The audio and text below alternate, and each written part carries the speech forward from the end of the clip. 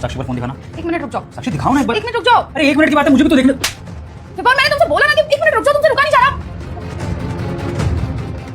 Sorry विभोर, sorry, गलती से लग गया। देखो ना, तुम्हारी बदतमीजी की वजह से मुझे हाथ उठाना पड़ गया। सॉरी, मैंने इंटेंशनली नहीं मारा है, तुम्हारी वजह से हाथ उठ गया मेरा। कहाँ जा रहे हो?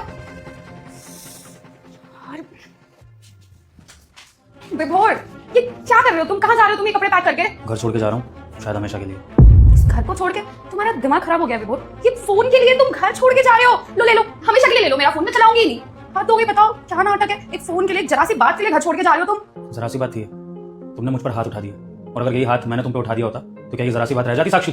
बताओ। विभोर, मैंने तुमसे बार बार सॉरी बोला है भार, मुझसे गलती से हाथ उठ गया, वो भी तुम्हारी गलती की वजह से। तुम अगर ऐसे फोन ना छीनते तो मैं नहीं उठाती तुम पे हाथ। और देखो ना, मेरे हाथ में चोट लग गई है। तुम्हारे क्या हुआ? तुम तो लड़के हो यार, छोटी मोटी चोट लगती ही रहती है।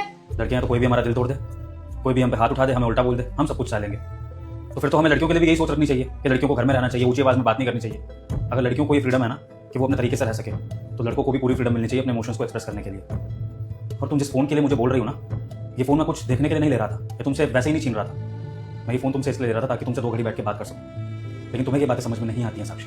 आज जो ये हुआ ना, ये कोई मेरी छोटी सी गलती नहीं थी, ये हमारे रिश्ते की मिसअंडरस्टैंडिंग्स थी। तुम बताओ, शादी के बाद कब हमने लास्ट साथ में बैठ के प्यार से 2 बातें करी होंगी, एक दूसरे का ख्याल करा होगा, एक दूसरे की केयर करी होगी, एक दूसरे के बारे में ये पूछा होगा कि हम दोनों कैसे हैं, खुश हैं कि नहीं।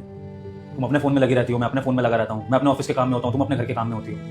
ऐसे ये रिश्ता चलता जाता है, और फिर एक दिन ऐसे ही रिश्तों में ना कोई तीसरा आ जाता है और वो रिश्ते को खराब कर देता है। और फिर हम एक दूसरे के ऊपर ब्लेम लगाते हैं कि नहीं, शायद पत्नी का कैरेक्टर खराब था, या शायद पति किसी और से प्यार करता था, जबरदस्ती शादी कर ली, इसलिए अब पत्नी की जिंदगी बर्बाद कर दी। ये सब चलता रहता है। साक्षी, मेरा तो ये मानना है कि अगर एक रिश्ते में आपस में प्यार नहीं है ना, अंडरस्टैंडिंग नहीं है, तो उन 2 लोगों को अलग हो जाना चाहिए, साथ में रहना ही नहीं चाहिए। आज जो हुआ वो हमारे रिश्ते के लिए बहुत बड़ा वेकअप कॉल था कि हमें आगे साथ रहना है या नहीं रहना है। और जिस तरह से हम जा रहे हैं, मुझे लगता नहीं है कि हमारा रिश्ता आगे चल पाएगा। और अगर हम अपने रिश्ते को मौका देना चाहते हैं, तो आई थिंक एक बार हम दोनों को एक दूसरे से अलग होकर देखना चाहिए कि क्या हमें। रुक जाओ मेरे बेटे, मैं तुझे आशीर्वाद देती हूँ कि अगले सोमवार से पहले तुझे एक बड़ी खुशखबरी मिलेगी, और जो भी तुम्हारे मन की इच्छा है वह भी अवश्य पूरी होगी। लेकिन बेटा, तुम भी मेरे सच्चे भक्त हो, तो इस भले इंसान की वीडियो को लाइक सब्सक्राइब करके जाना। तथास्तु मेरे बेटे। एक दूसरे से प्यार करते भी हैं, एक दूसरे की कदर करते भी हैं, और एक दूसरे को टाइम दे भी पाएंगे या नहीं, ये हम दोनों के लिए ठीक रहेगा। मैं जा रहा हूँ, पता नहीं कब तक के लिए और कहाँ, और वापस शायद तभी आऊँ जब मुझे तुम्हारी याद आ जाए, या फिर तुम मुझे अपने पास बुला लो अपनी गलती का रियलाइजेशन करके। चलता हूँ।